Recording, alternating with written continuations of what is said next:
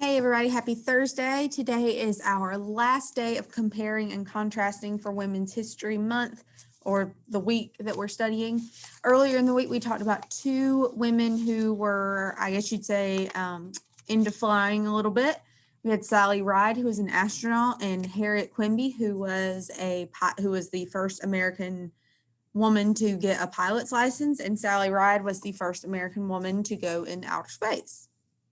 Yesterday, we talked about Serena Williams and Jackie Joyner-Kersee and how they were both athletes and their accomplishments, where Serena is she was a tennis star, or still is a tennis star, and Jackie Joyner-Kersee was a track and field Olympian, and how they both in their own ways had set records. They had won awards and competitions.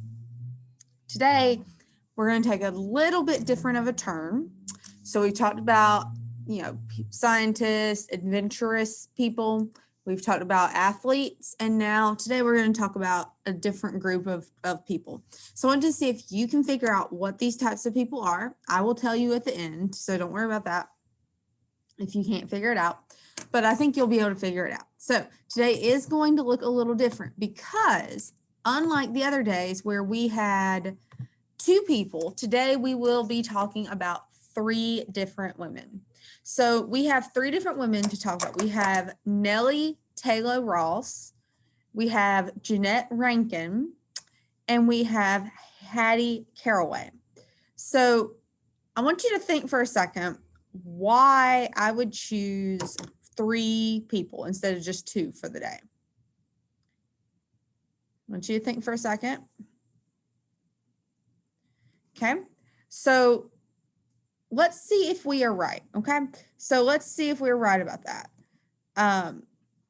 First person we're going to talk about is Nellie Taylor Ross, and it looks like it's supposed to be Taylor, but it is Taylor. All right, so Nellie Taylor Ross is best known for being the first elected governor of a state as a female. She served the state of Wyoming from 1925 to 1927. She only served 2 years, but she was the first female to be elected as a governor of a state. The way she got in, she was nominated after her husband, William, passed away. Her husband was the governor when he passed away. And after that, she was nominated to take over his job and finish out his term. And she was elected to finish out his term. After she was governor, she went on to be appointed by Franklin Roosevelt, who was the president at the time, to be the director of the U.S. Mint, which that basically means they are the people that make money, literally make money. They make the coins, they make the dollar bills. She was the director. She went on to be the director of the Mint. Governor Ross lived from November 29th, 1876 to December 19th, 1977. She actually lived to be 101 years old. So she lived a very, very long life. Next, we have Miss Jeannette Rankin. So in 1916, and I think you're starting to notice something with these pictures. They're all black and white so far because of how long ago they were taken. In 1916, Jeannette Rankin was the first woman to be elected to the United States Congress. She was elected to represent the state of Montana at the age of 36. So what makes her election so interesting, and this is something I found very interesting, was that she was elected 4 years before women were guaranteed the right to vote across the United States. So at the time Ms. Rankin was elected to Congress, there were some states that allowed women to vote, but a lot of states did not.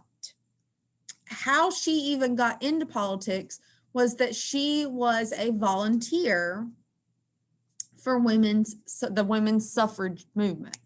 The women's suffrage movement basically meant it was the movement for the right to vote.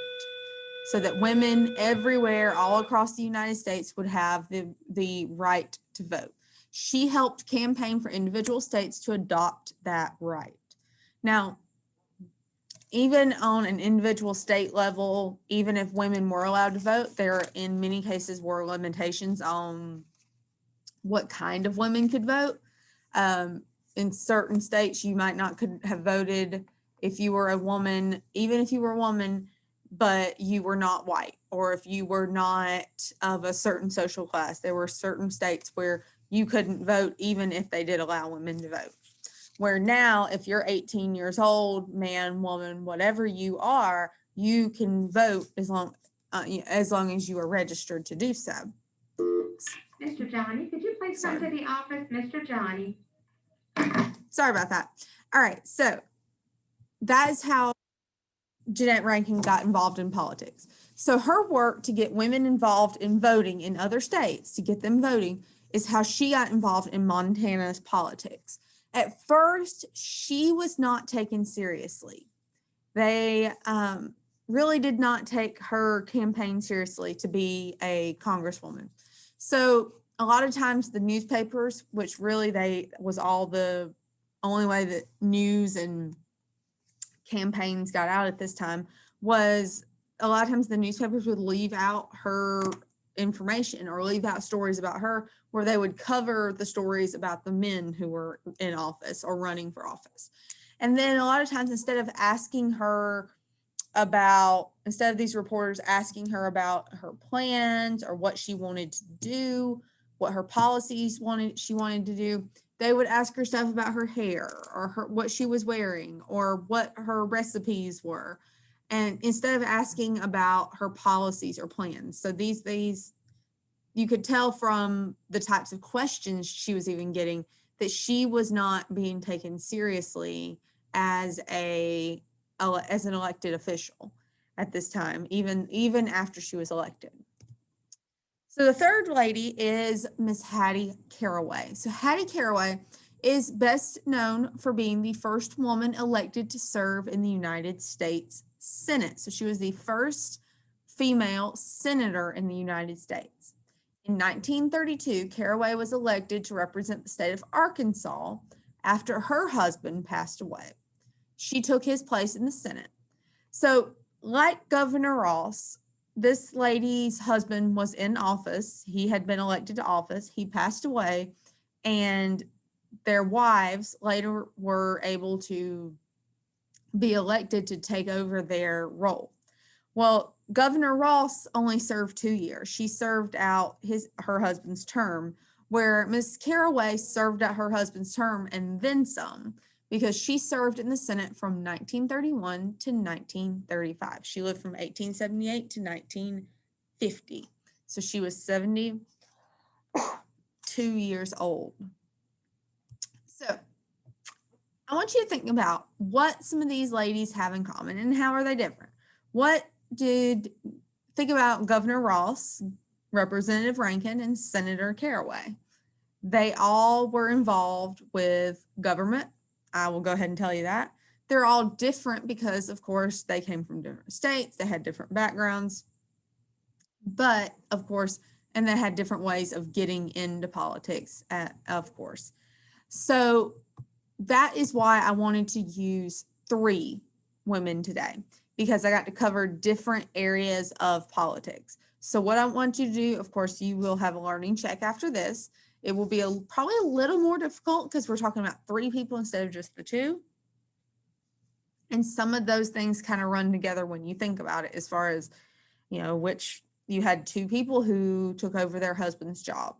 You had these all were the first women to be elected to something, to an office. So that is it for comparing and contrasting. So go down from here, take your learning check, do your best work. I can't wait to see how well you do with it.